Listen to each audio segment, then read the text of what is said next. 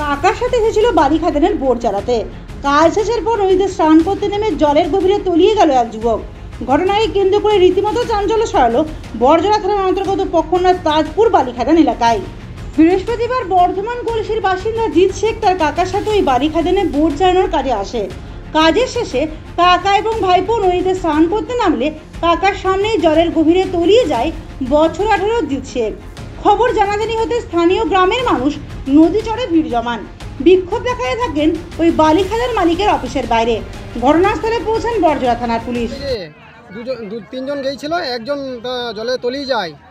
তা আমরা বলেছিলাম আগেই যে বালিঘাট তো বন্ধ হয়ে গেছে, তা এখন ওরা জোর করে চালাচ্ছিল বালিঘাট। তা লাস্টে এখনও খোঁজারও কোনো করেনি, কিছু না।